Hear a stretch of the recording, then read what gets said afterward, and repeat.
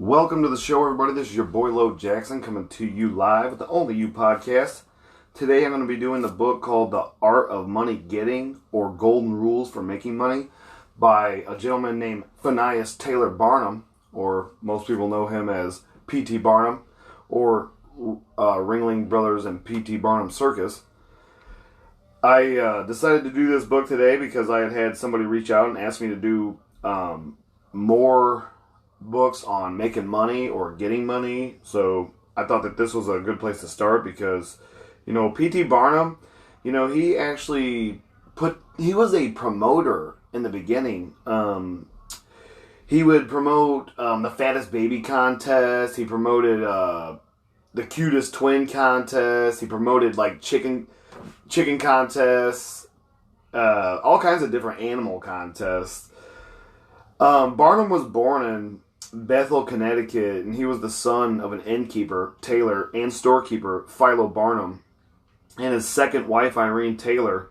His maternal grandfather, Phineas Taylor, was a Whig, legislator, and landowner, justice of the peace, and lottery schemer who had a great influence on Phineas Taylor Barnum, which is P.T. Barnum. Barnum had several businesses over the years, including a general store, a book auctioning trade, real estate speculation, and a statewide lottery network. He started a weekly newspaper in 1829 called the Herald of Freedom in Danbury, Connecticut. His editorials against the elders of local churches led to libel suits and a prosecution, which resulted in imprisonment for 2 months, but he became a champion of the liberal movement upon his release. He sold his store in 1834. He began his career as a showman in 1935 when he was 25 with the purchase and exhibition of a blind and almost completely paralyzed slave woman named Joyce Heath, whom an acquaintance was trumpeting around the Philadelphia area as George Washington's former nurse, and her being 161 years of age. Slavery was already outlawed in New York, but P.T. Barnum, he exploited a loophole which allowed him to lease her for a year for $1,000, borrowing $500 to complete the sale. Heath unfortunately died in February 1836.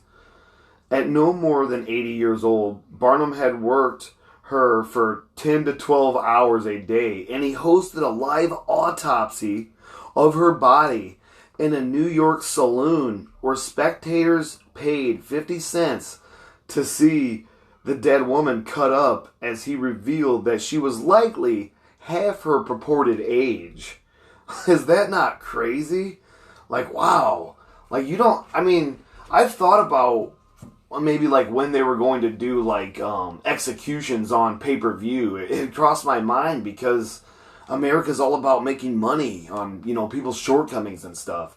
Barnum built 4 mansions in Bridgeport, Connecticut: the Iranistan, the Lindencroft, the Waldemeier, and the Marina. The Iranistan was the most notable and Moorish rival architecture designed by Leopold Edelitz, with domes, spires, and lacy fretwork, inspired by the Royal Pavilion in Brighton, England. It was built in 1848, but it burned down, unfortunately, in 1857. The Marina Mansion was demolished by the University of Bridgeport, regrettably, in 1964, in order to build their cafeteria. Why do we do that stuff in this country? It's so crazy, like tearing down all kinds of monuments and statues. When you do that stuff, it makes me feel like you want us to forget history, and it's just ridiculous. But maybe the mansion was actually dilapidated. I have no idea. But at his death, critics praised Barnum for good works and called him an icon of American spirit and ingenuity. I think every kid in America knows who P.T. Barnum is. And of course he was amazing and an American spirit. He asked the Evening Sun to print his obituary just prior to his death so that he might read it. On April 7th, 1891, Barnum asked about the box office receipts for the day. A few hours later, he unfortunately was dead. In 1893, a statue in his honor was placed by his former partners James Bailey, James Hutchison, and W. W. Cole at Seaside Park in Bridgeport. Barnum had donated the land for this park in 1865. His circus was actually sold to the Ringling Brothers on July 8th, 1907, for $400,000, which would equal about $10.45 million in 2017, when the Ringling Brothers and Barnum Bailey Circus actually closed its doors. But the Ringling Brothers and Barnum Bailey circuses had ran separately until they merged actually in 1919, forming the Ringling Brothers and Barnum Bailey Circus. The United States issued a commemorative coin in 1936 for Bridgeport's centennial celebration with Barnum's portrait for the observe. Cartoonist Walt Kelly grew up in Bridgeport and named a character in Barnum's honor in his Pogo comic strip. I've read that comic strip before. An annual 6-week Barnum Festival was held for many years in Bridgeport as a tribute to Barnum. The Bethel Historical Society commissioned a life-size sculpture in his honor on the 200th anniversary of his birth. Barnum co-founded the Bridgeport and Port Jefferson Steamboat Company in 1883, which continues to operate across the Long Island Sound between Port Jefferson and New York and Bridgeport. The company owns and operates 3 vessels, one of which is named the MVP Barnum. The Barnum Museum the Barnum Museum in Bridgeport houses many of Barnum's oddities and curiosities. Thank you guys for listening to the Only You podcast. And today I'm doing the art of money getting or golden rules for money making, because I had a fan that requested I do something on money. But also I wanted to tell you guys that P.T. Barnum, despite his association with sideshow acts like the Nova Scotia Giantess and Zip the Pinhead, Barnum was also responsible for introducing many Americans to high culture. In 1850, he inked a deal that brought the European opera singer Jenny Lind to the United States on a multi-city tour. Lind was largely known before her arrival.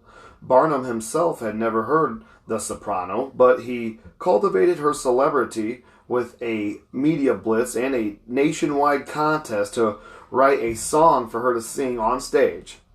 See, now, what a great promoter. I mean, why don't people do this more often anymore? With his, you got American Idol, but all that stuff's rigged.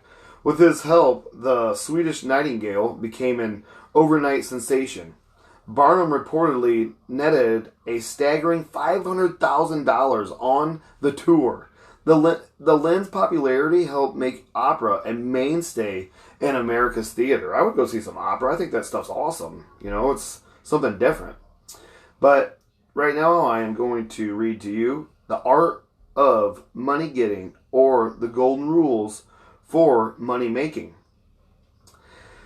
And I'm going to start, the table of contents goes like this. Don't mistake your vocation. Select the right location. Avoid debt. Persevere. Whatever you do, do it with all your might. And that's where I want to start today, is whatever you do, do with all your might. Work at it, if necessary, early and late, in season and out of season, not leaving a stone unturned, and never deferring for a single hour that which can be done just as well now. The old proverb is full of truth and meaning. Whatever is worth doing at all is worth doing well. Many a man acquires a fortune by doing his business thoroughly, while his neighbor remains poor for life because he only half does it. Ambition, energy, industry, perseverance are indispensable requisites for success in business. Fortune always favors the brave and never helps a man who does not help himself. And I'm sure he probably got that from that saying, God helps them who helps themselves. That's what it kind of reminded me of. It won't do to spend your time like Mr. Micawber in waiting for something to turn up. To such men, one of two things usually turns up: the poorhouse or the jail. For idleness breeds bad habits and clothes a man in rags. The poor spendthrift vagabond says to a rich man, I have discovered there is enough money in the world for all of us if it was equally divided. This must be done, and we shall be happy once and for all together. But was the response, if everybody was like you, it would be spent in 2 months, and what would you do then? Oh, divide again. Keep dividing, of course. I was recently reading in a London paper an account of a philosophic pauper who was kicked out of a cheap boarding house because he could not pay his bill. But he had a roll of paper sticking out of his coat pocket, which upon examination proved to be his plan for paying off the national debt of England without the aid of a penny. People have got to do as Cromwell said, not only trust in Providence, but keep the powder dry. Do your part of the work and you cannot succeed. Muhammad, one night, while encamping in the desert, overheard one of his fatigued followers remark, I will lose my camel and trust it to God. No, not so, said the prophet. Tie thy camel and trust it to God. Do all you can for them yourselves, and then trust to Providence, or luck, or whatever you please to call it for the rest. Depend upon your own personal exertions. The eye of the employer is often worth more than the hands of a dozen employees. In the nature of things, an agent cannot be so faithful to his employer as to himself. Many who are employers will call to mind instances where the best employees have overlooked important points which could not have escaped their own observation as a proprietor. No man has a right to expect to succeed in life unless understands his business. And nobody can understand his business thoroughly unless he learns it by personal applications and experience. A man may be a manufacturer. He has got to learn the many details of his business personally. He will learn something every day, and he will find he will make mistakes nearly every day. And these very mistakes are helps and these very mistakes are helps to him in the way of experiences if he but heeds them. He will be likely the Yankee tin peddler who, having been cheated as to quality in the purchase of his merchandise, said, all right, there's a little information to be gained every day. I will never be cheated in that way again. Thus a man buys his experience, and it is the best kind if not purchased at too dear a rate.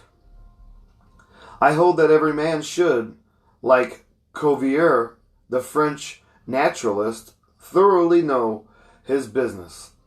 Too proficient was he in the study of natural history, that you might bring to him the bone, or even a section of a bone, of an animal which he had never seen described, and reasoning from analogy, he would be able to draw a picture of the object from which the bone had been taken. On one occasion, his students attempted to deceive him. They rolled one of their number in a cowskin and put him under the professor's table as a new specimen. When the philosopher came into the room, some of the students asked him what animal it was. Suddenly, the animal said, "I am the devil, and I am going to eat you." It was but natural that Cuvier should desire to classify this creature, and examining it intently, he said, "Divided hoof, graminivorous. It cannot be done." He knew that an animal with a split hoof must live upon grass and grain, or other kind of vegetation, and would not be inclined to eat flesh, dead or living. So he considered himself perfectly safe. The possession of a perfect knowledge of your business is an absolute necessity in order to ensure success. Among the maxims of the elder Rothschilds was one. And the Rothschilds are the richest people in the world, and they always have been, and they still are. If nobody knows that out there, Google it. Look them up. They own every bit of everything everywhere. The Rothschilds. Be cautious and bold. This seems to be a contradiction in terms, but it is not. And there is great wisdom in the maxim. It is, in fact, the condensed statement of what I have already said. It is to say, you must exercise your caution in laying your plans, but behold, in carrying them out. A man who is all caution will never dare to take hold and be successful. A man who is in all boldness is meekly reckless and must eventually fail. A man may go on, change, and make $50,000 or $100,000 in speculating in stocks at a single operation. But if he has simple boldness without caution, it is mere chance, and what he gains today he will lose tomorrow. You must have both the caution and the boldness to ensure success. The Rothschilds have another maxim. Never have anything to do with an unlucky man or place. That is to say, never have anything to do with a man or a place which never succeeds, because although a man may appear to be honest and intelligent, yet he tries this or that thing and always fails. It is an account of some fault or infamiliarity that you may not be able to discover, but nevertheless which must exist. There is no such thing in the world as luck. There never was a man who could go out in the morning and find purse full of gold in the street today, and another tomorrow, and so on. Day after day, he may do so once in his life, but so far as mere luck is concerned, he is as liable to lose it as to find it. Like causes produce like effects. If a man adopts proper methods to be successful, luck will not prevent him. If he does not succeed, there are reasons for it, although perhaps he may not be able to see them. Use the best tools. Men and engaging employees should be careful to get the best. Understand you cannot have two good tools to work with, and there is no tool you should be so particular about as living tools.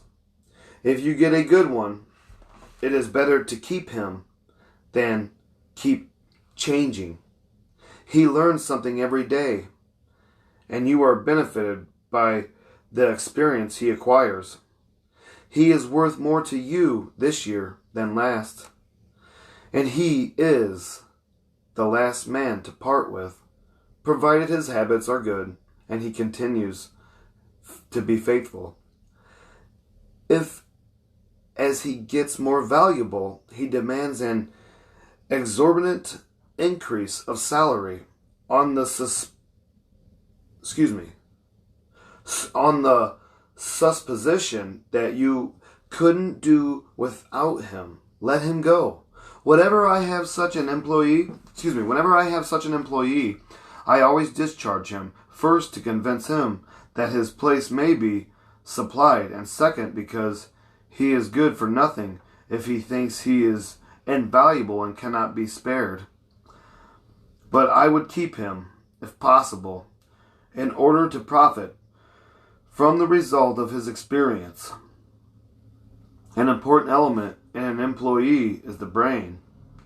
You can see bills up, hands wanted, but hands are not worth a great deal without heads. Mr. Beecher illustrates this. In this wise, an employee offers his service by saving. I have a pair of hands and one of my fingers thinks. That is very good, says the employer. Another man comes along and says he has 2 fingers that think. Ah, that is better. But a third calls in and says that that all his fingers and thumbs think. That is even still better yet. Finally, another steps in and says, I have a brain that thinks. I think all over. I am a thinking as well as a working man. You are the man I want, You are the man I want, says the delighted employer.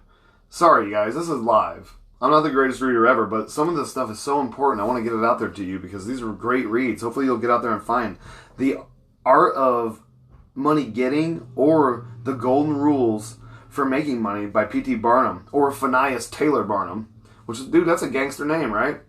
Those men who have brains and experience are therefore the most valuable and not to be readily parted with.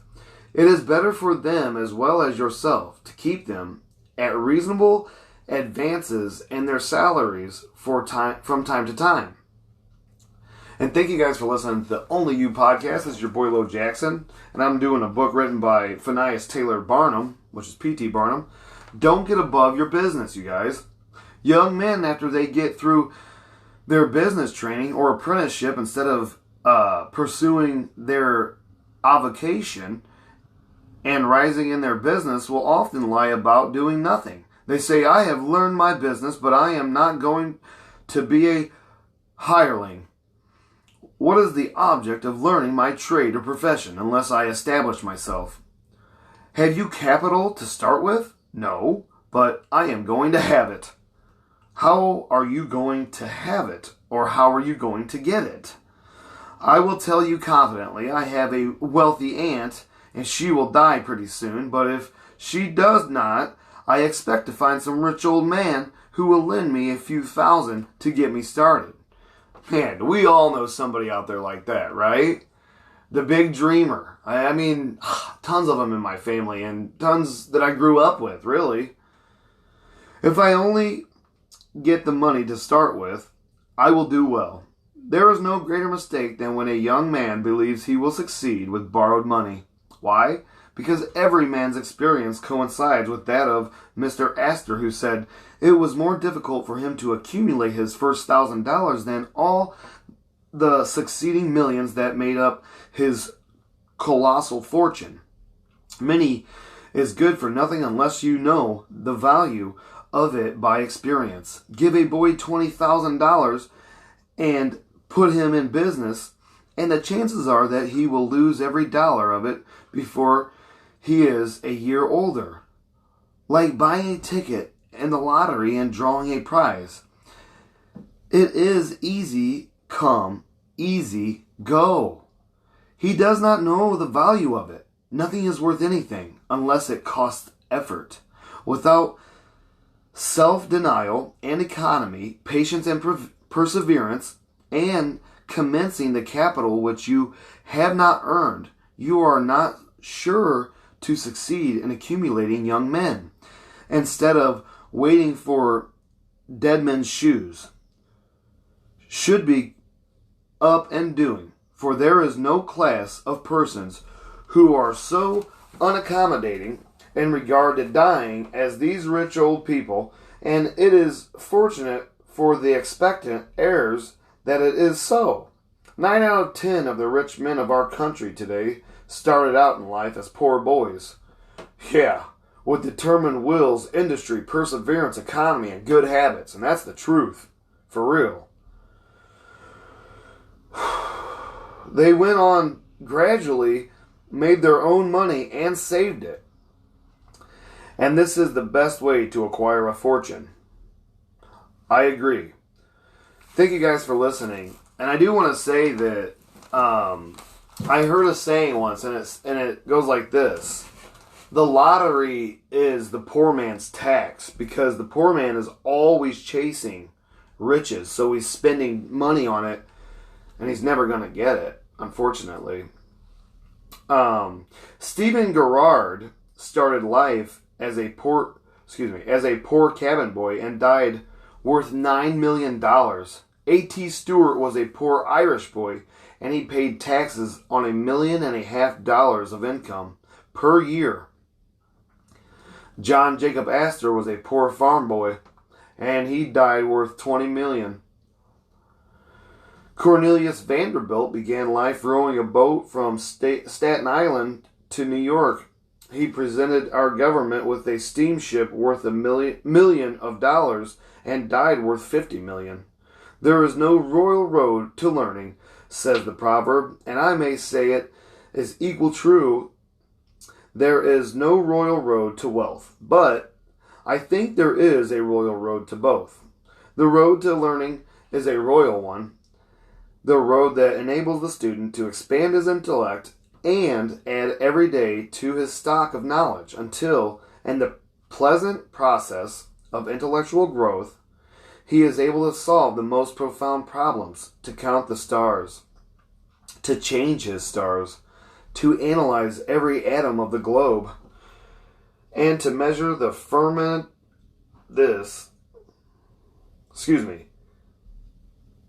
And to measure the firmament. This is a regal highway, and it is the only road worth traveling. So, in regard to wealth, go on in confidence, study the rules, and above all things, study human nature, for the proper study of mankind is man, and you will find that while expanding the intellect and muscles, your enlarged experience will enable you every day to accumulate more and more principle, which will increase itself by interest and otherwise until you arrive at a state of independence. You will find as a general thing that the poor boys get rich and the rich boys get poor. For instance, a rich man at his decrease leaves a large estate to his family, his eldest sons, who have helped him earn his fortune, known by experience the value of money, and they take their inheritance and add to it. The separate portions of the young children are placed at interest, and the little fellows are patted on the head and told dozens of times, "You are rich. You will never have to work. You can always have whatever you wish. For you were born with a golden spoon in your mouth, old boy. Looky there." The young heir soon finds out, excuse me, y'all, what that means. He has the finest dresses and playthings. He is crammed with sugar, candies, and almost killed with kindness, and he passes from school to school, petted and flattered. He becomes arrogant and self-conceited, abuses his teachers, and carries everything with high hand. Sound familiar, everybody? Yeah, we all see this going on right now. He knows nothing of the real value of money, having never earned anything, but he knows all about the golden spoon business. At college, he invites his poor fellow students to his room, where he wines and dines them. He is cajoled and caressed and called a glorious good fellow because he is so lavish of his money. He gives his game suppers, drives his fast horses, invites his chums to feats and parties, determined to have lots of good times. He spends the night in frolics and debauchery, and leads off his companions with the familiar song, "We won't go home till morning." He gets them to join him in pulling down signs, taking gates from their hinges, and throwing them into backyards and horse ponds. If the police arrest them, he knocks them down. Is taken to the lockup and joyfully foots the bills. Oh yeah, sounds real familiar. We all know these people. Ah, my boys, he cries, what is the use of being rich if you can't enjoy yourself? He might more truly say, if you can't make a fool of yourself, but he is fast, hates slow things, and doesn't see it. Young men loaded down with other people's money are almost sure to lose all they inherit, and they acquire all sorts of bad habits, which, in the majority of cases, ruin them in health, purse, and character. In this country, one generation follows another, and the poor of today are rich in the generation or the third. Their experience leads them on, and they become rich, and they leave vast riches to their young children. These children, having been reared in luxury and inexperienced, and get poor, and after long experiences, another generation comes on and gathers up riches again in turn. And thus history repeats itself. And happy is he who, by listening to the experience of other, avoids the rocks and shallows on which so many have been wrecked. In England, the business makes the man. If a man in that country is a mechanic or working man, he is not recognized as a gentleman. On the occasion of my first appearance before Queen Victoria, the Duke of Wellington asked me what sphere in life General Tom Thumb's parents were in. His father is a carpenter, I replied. Oh, I had heard he was a gentleman, was the response of his grace. In this republican country, the man makes the business, no matter whether he is a blacksmith, a shoemaker, a farmer, banker, or lawyer, so long as his business is legitimate. He may be a gentleman. So any legitimate business is a double blessing. It helps the man engage in it and also helps others. The farmer supports his family, but also benefits the merchant or mechanic who finds the products of his farm. The tailor not only makes a living by his trade, but he also benefits the farmer, the clergyman, and others who cannot make their own clothing. But all of these classes often may be gentlemen. The great ambition should be to excel all others engaged in the same occupation.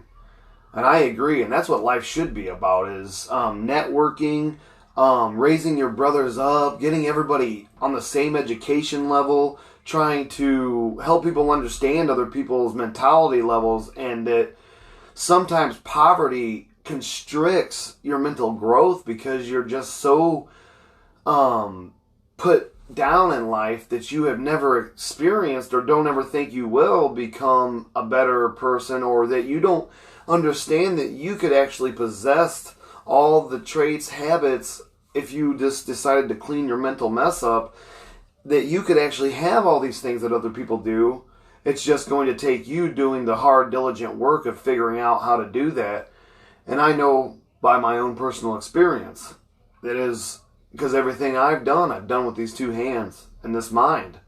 And that's what it takes. It takes having a business mind and actually getting your hands dirty, not just talking about it, but being about it. And that's why you see so many success stories out there of poor people who go on to become rich, is because they see people in a different light. Because in my family, I came from, kind of a more wealthy family on my mom's side, and more of, I wouldn't say a poor family, but they were poor, and they still, some of my family members still are like that, but that's just how they were raised. So they never broke out of that mental constriction that, you only have one life to live.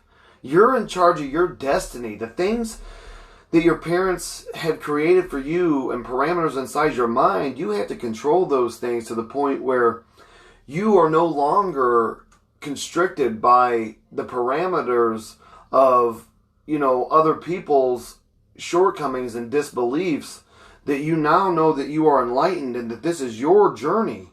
And I mean, I love seeing success stories. You know, they say that you either build your life up from 18 to 28 or you burn it down. Well, I burned mine down, but I've come back because I don't want to be that. I want to be better than that. I only have one life to live, and I know it.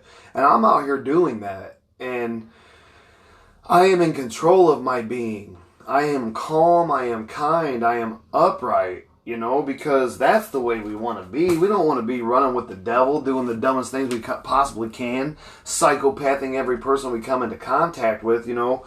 We want to be, you know, able to learn something useful. You know, every man should make his son or daughter learn some useful trade or profession. So in these days of changing fortunes, of being rich today and poor tomorrow, they may have something tangible to fall back upon, you know, and that's what I'm trying to build for my family. This provision, it might save many persons from misery, who by some expected turn of fortune have lost all their means. And, you know, and it happens generation after generation, and we see rich people become poor people, poor people. I mean, look at, there's a movie out there called, I think it's called Gray's Garden.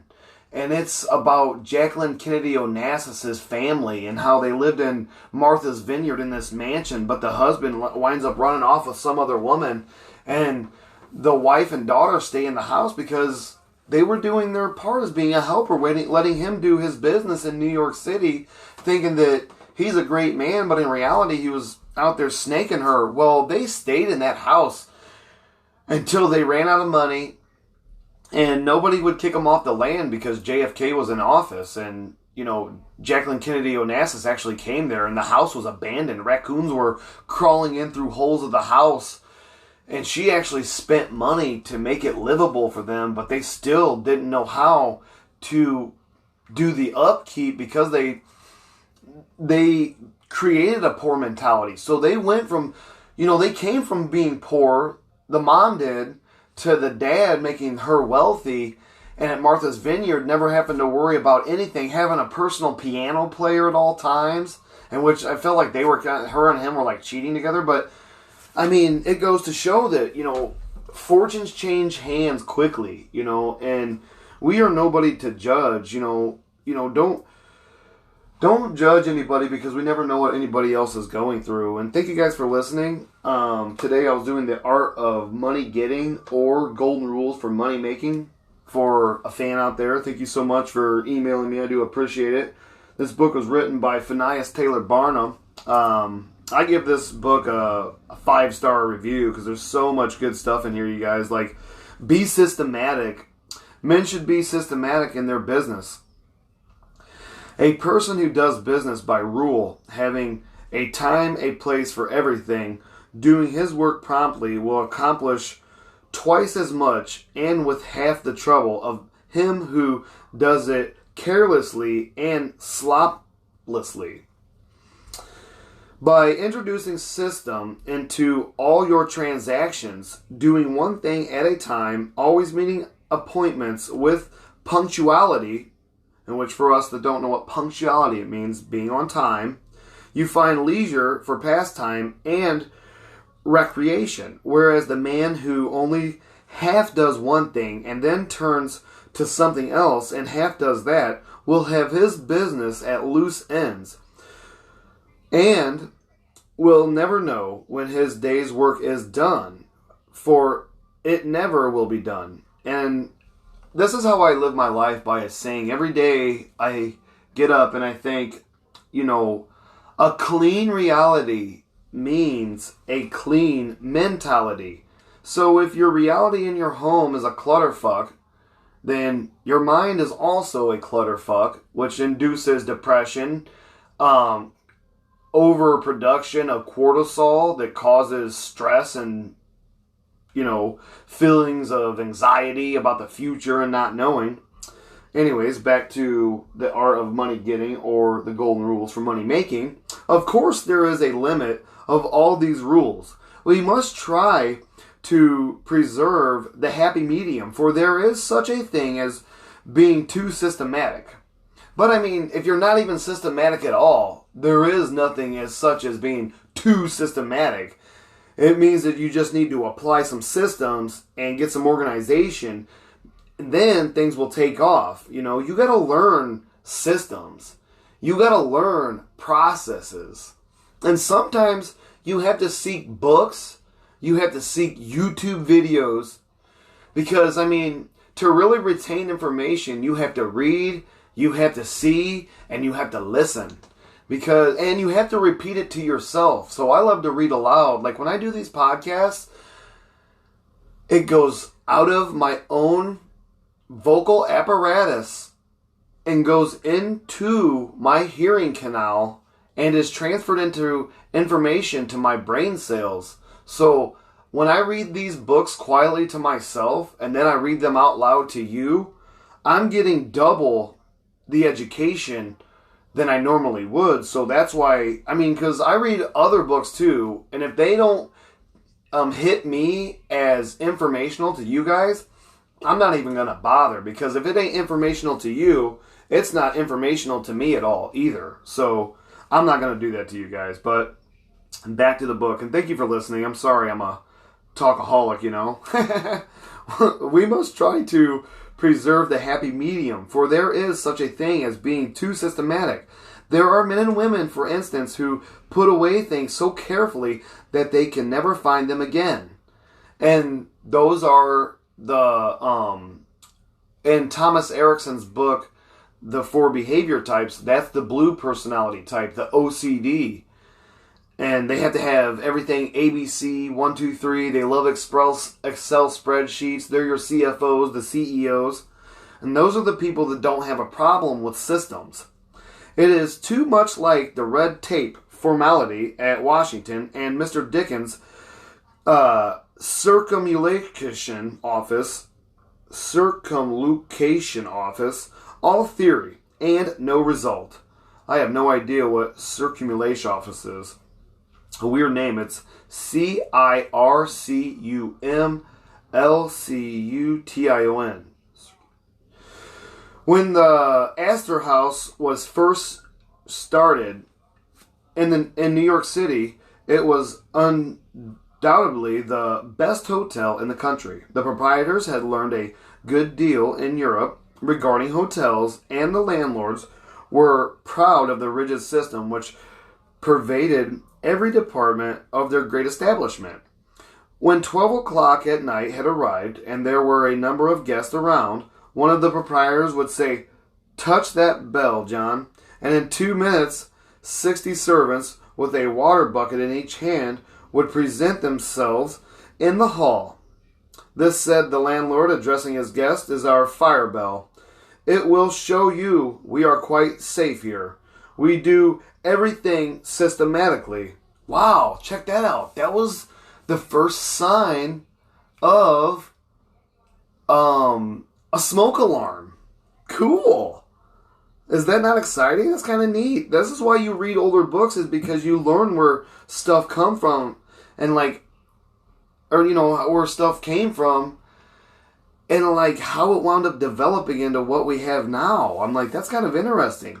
This was before the Croton water was introduced into the city.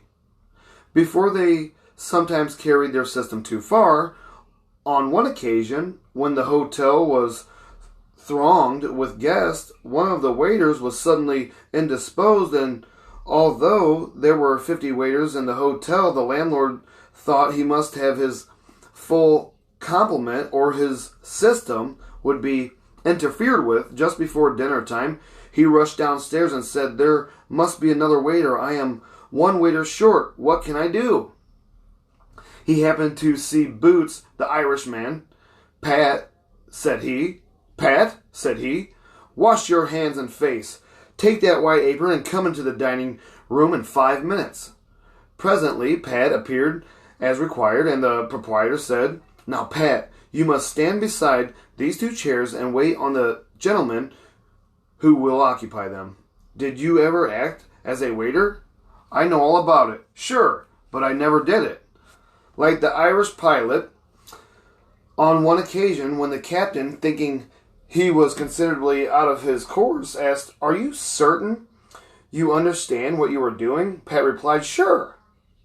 And I know every rock in the channel." That moment, bang, thumped the vessel against the rock. "Ah, bejeebers. And that is one of them," continued the pilot.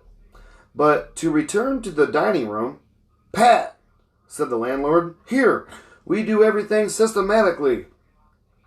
You must first give the gentlemen each a plate of soup, and when they finish that, ask them what they will have next." Pat replied, "Ah, and I understand perfectly the virtues of the system." Very soon in came the guests.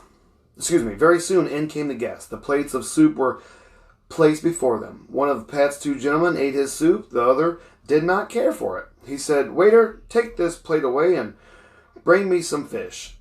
Pat looked at the untasted plate of soup and, remembering the instructions of the landlord in regard to system, replied, "Not till you have ate your soup." Of course, that was carrying system entirely too far. Is that okay? So you don't want to overdo your system. I get that. Okay. Well, that makes sense.